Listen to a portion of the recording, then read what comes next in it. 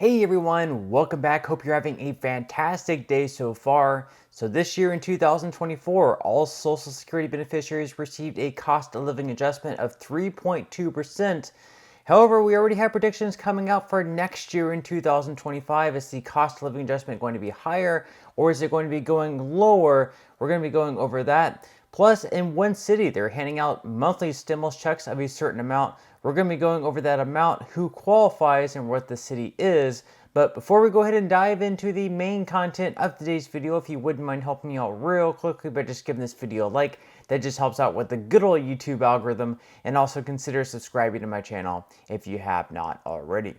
Plus, if you would like to receive up to $9,000 in free stock or $9,000 in free cash, in a pinned comment below, I will be leaving a link to Webull. All you got to do is once you click on that link is just sign up for a free account and then deposit at least 1 penny. At that point, Webull will be sending you at least 3 free stocks worth all the way up to $9,000. And if you do not want to invest at this point in time, once again, all you got to do is once you receive those stocks is just sell them for what they're worth and then transfer that cash value right back to your bank account. Okay, so diving right into our lead story of today's video, and that is just another hidden tax faced, and even more, I guess, hidden inflation faced by a lot of Americans when going out to restaurants, at least in a few different cities nationwide. Let me know in the comment section below if you're also seeing this, if you happen to go out to certain restaurants.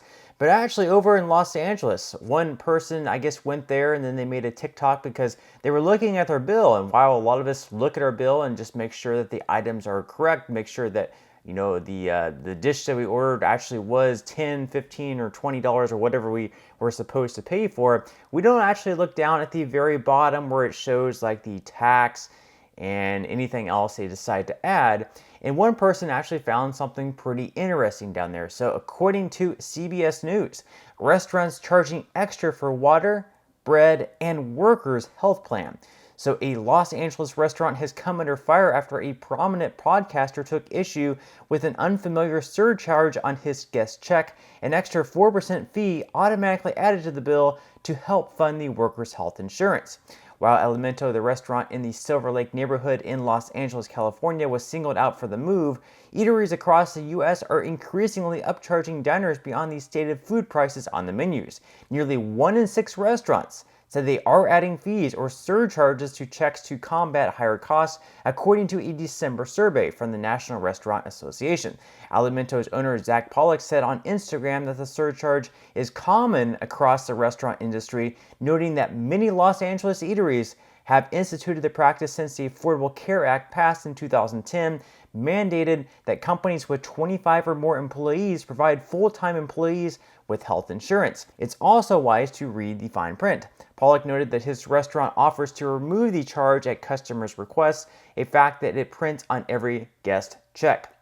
So now not only are we going to restaurants and paying higher food prices because eating out has gone up over the past few years due to inflation, but now we see once again a lot of restaurant owners are making the people that go there actually pay for their employees' health insurance.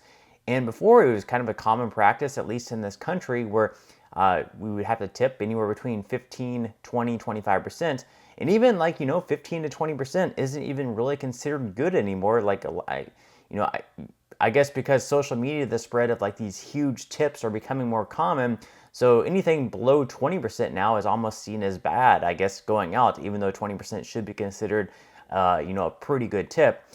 So before, I guess tipping was kind of replacing, kind of helping pay for the waiters or waitresses' wages because restaurant owners were not willing to pay enough.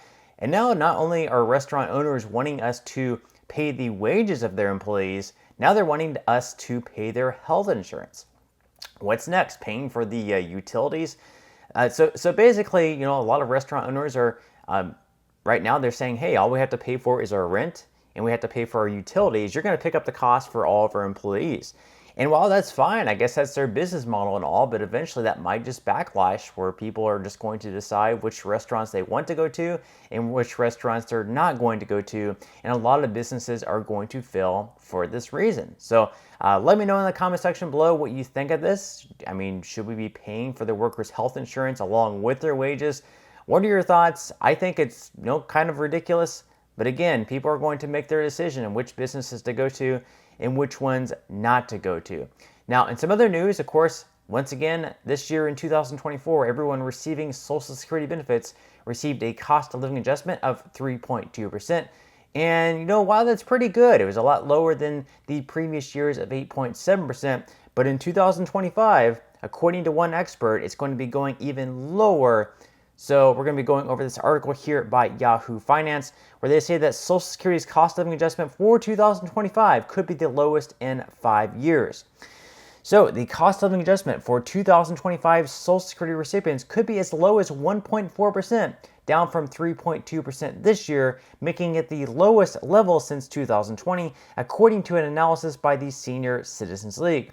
December's inflation reading for the CPIW, the Consumer Price Index for urban wage earners and clerical workers, indicated that inflation was 3.3%, which is slightly higher than Social Security's 3.2% COLA for 2024. Now, Mary Johnson, who is a Social Security and Medicare policy analyst for the Senior Citizens League, said, quote, "That's not necessarily good news if prices for housing, hospital care, auto insurance, and other costs remain at today's elevated levels." Now, COLA, of course, is calculated based on the CPIW, which more heavily weighs costs for transportation, food, apparel, and other expenses that would be bought by urban non-retirees. And the estimates for 2025's COLA could change as the year progresses. The official announcement for next year's COLA is not expected until October. Normally, how they do this is they take the third quarter months, which is going to be August, September, and October, and they're going to compare those months to the same months from last year. So once again, we're not going to know until October what it's going to be, but obviously it's also much lower. And they say that the average COLA over the last 20 years has been about 2.6%, according to the Senior Citizens League. COLA is a benefit adjustment that reflects inflation. It's not a raise, but it still can help the roughly 67 million Social Security beneficiaries.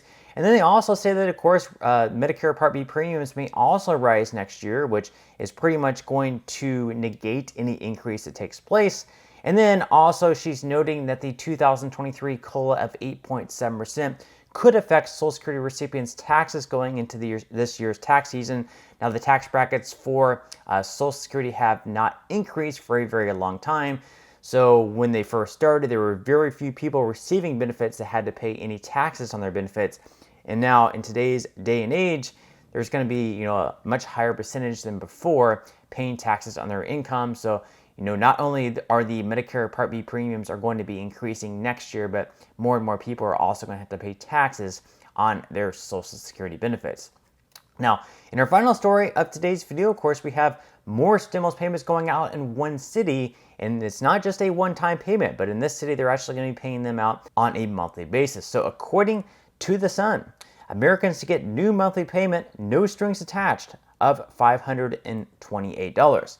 So the no strings attached payment is meant to support those who are struggling to make ends meet. For the next 2 years, Ann Arbor, Michigan residents who meet the requirement can qualify to receive a $528 monthly stipend.